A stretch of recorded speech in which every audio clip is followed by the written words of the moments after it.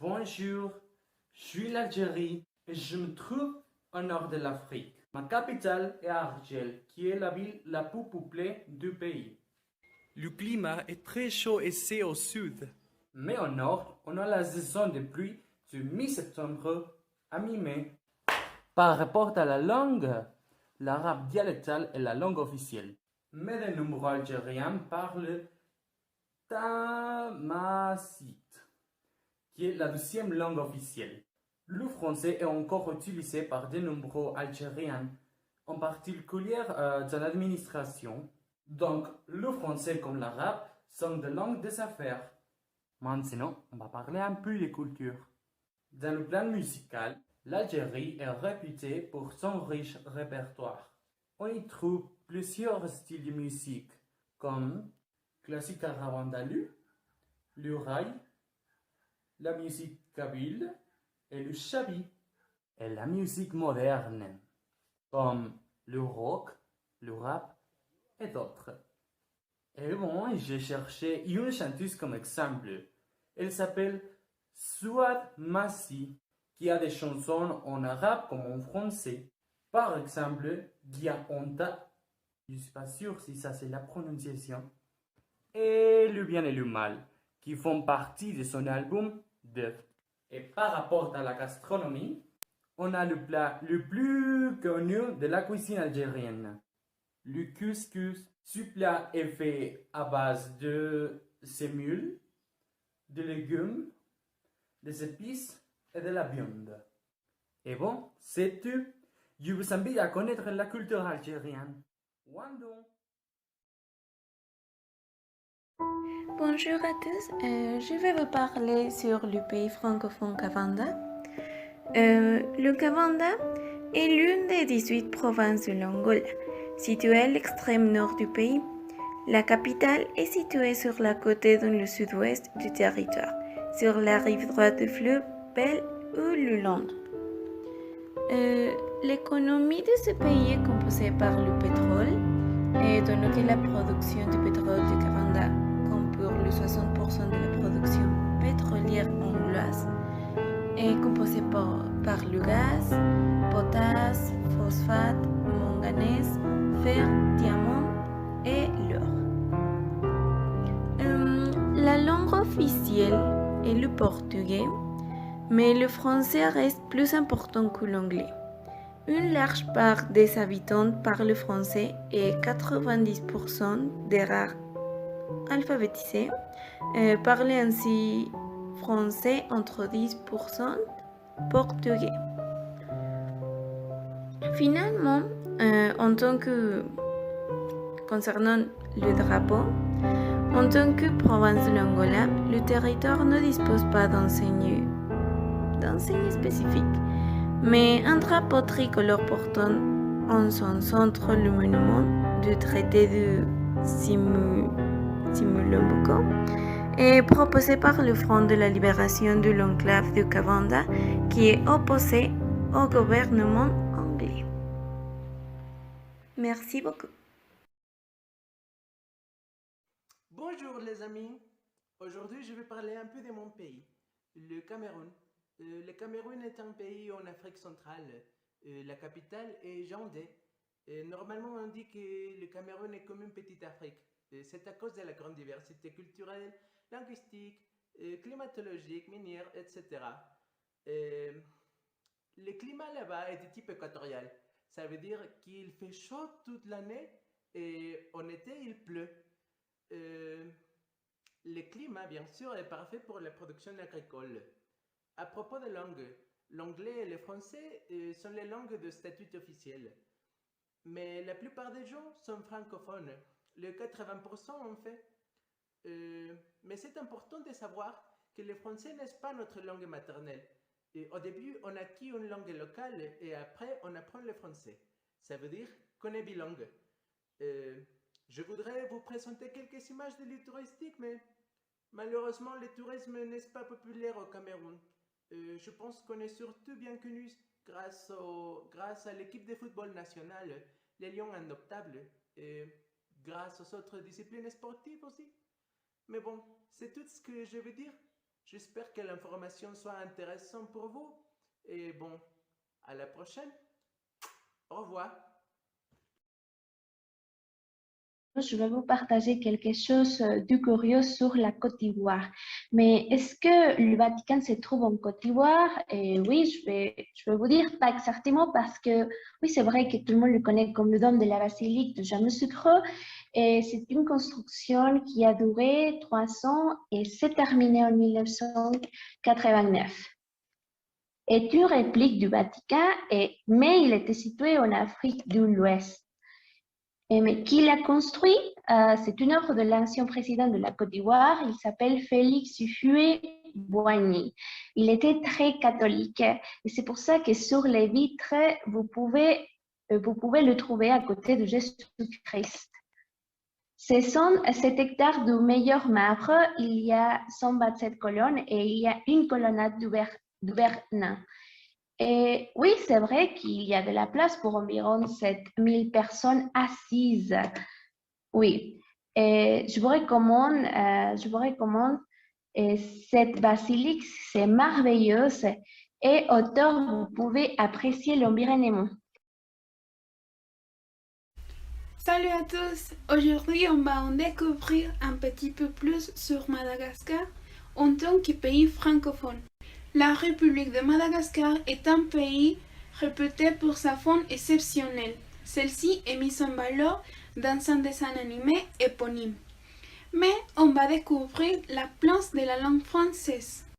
La plus grande île de l'océan Indien a été sous la domination de la France jusqu'en 1960, année de l'indépendance du pays.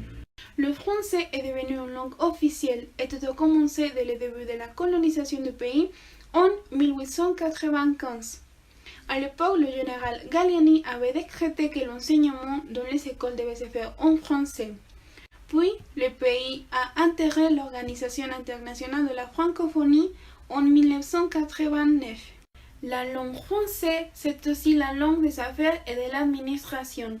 Cela malgré le fait que 20% seulement des 26 millions de Malgaches la parlent et la maîtrisent. Et même si l'anglais commence à prendre de plus en plus de terrain, le français restera omniprésent pour plusieurs années encore. Et bon, c'est tout pour moi. Profitez des autres pays francophones. Bonjour et bienvenue. Aujourd'hui, je vais vous parler d'un autre pays francophone qui s'appelle l'île Maurice.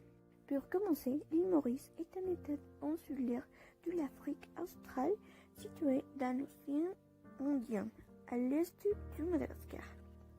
L'île Maurice a 61 km de long et 46 km de large.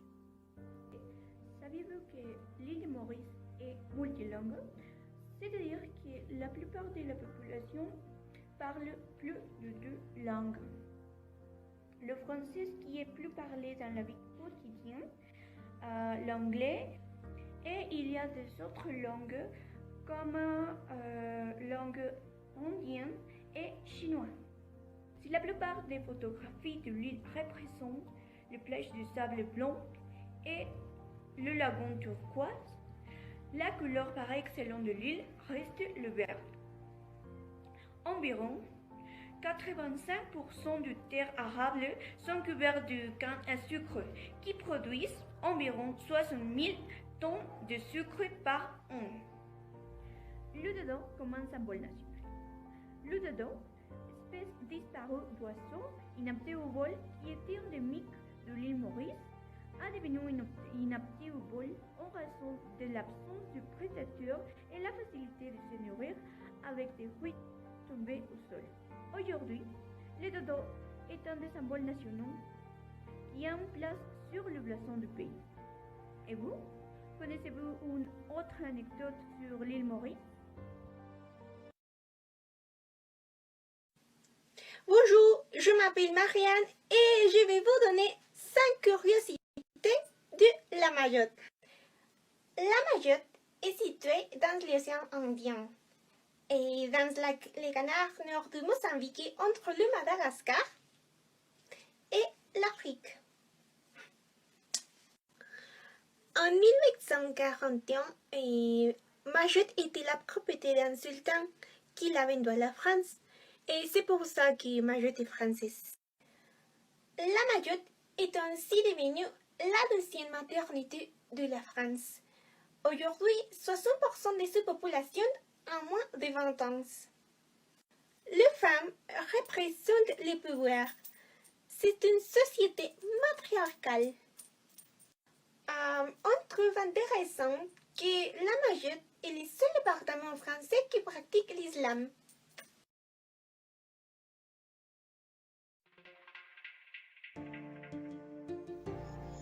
Salut, je suis l'île de la Réunion. Je suis un département de la République française, un département éloigné situé dans l'océan Indien. Je suis une île d'origine volcanique et je suis entrée au patrimoine mondial de l'UNESCO en 2010, confirmant ma grande valeur écologique, humaine et culturelle.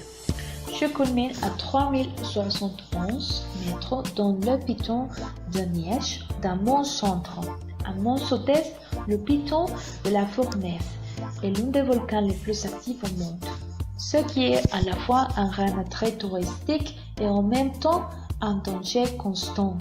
Aujourd'hui, tu dois mener des euros pour payer tes dépenses ici et aussi tu trouveras une nouvelle structure étatique européenne avec un climat tropical et une population très diversifiée qui résume avec ses problèmes et ses vertus les crusoe français.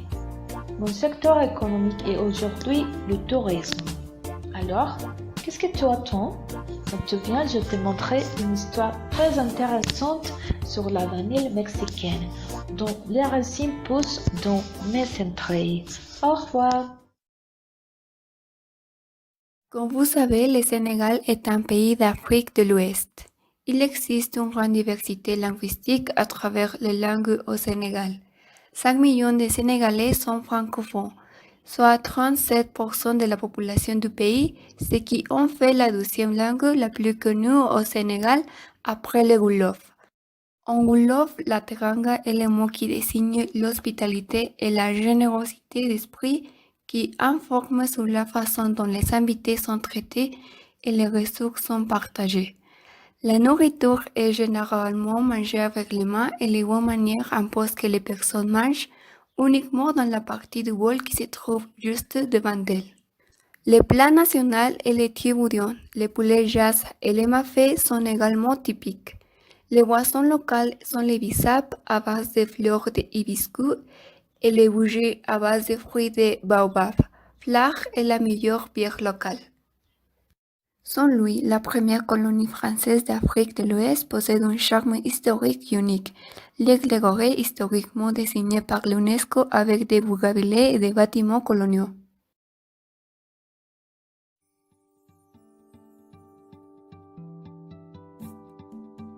Le Tchad est un pays d'Afrique centrale sans accès à la mer, au sud de la République centrale africaine et à l'est du Soudan.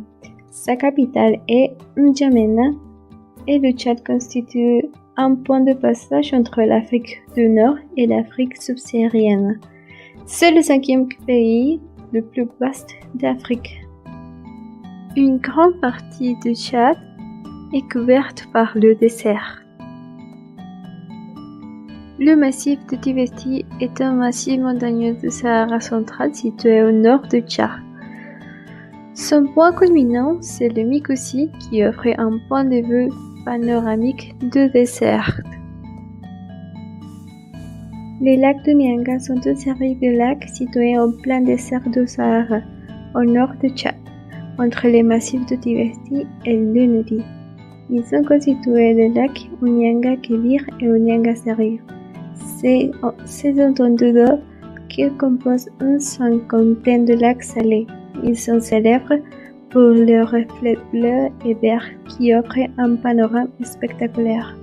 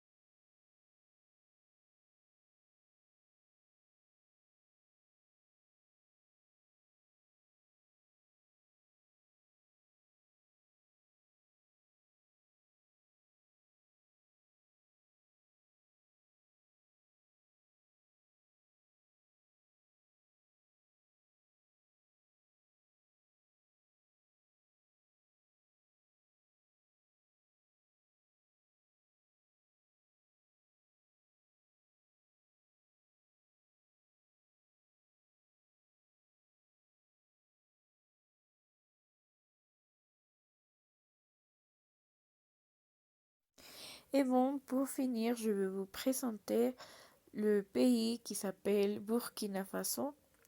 C'est un pays de l'Afrique occidentale dont la capitale est Ouagadougou et qui est à côté de Mali. La langue principale qui se parle dans ces pays, c'est le français et aussi le moré et le dula. Bon, je pense que ça c'est la prononciation.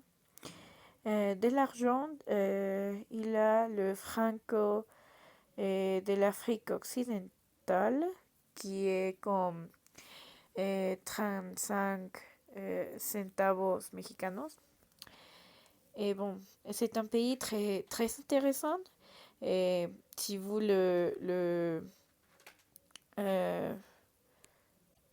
si vous le cherchez, et vous pouvez savoir qui est un pays très intéressant parce qu'il y a une architecture plus différente que d'autres pays.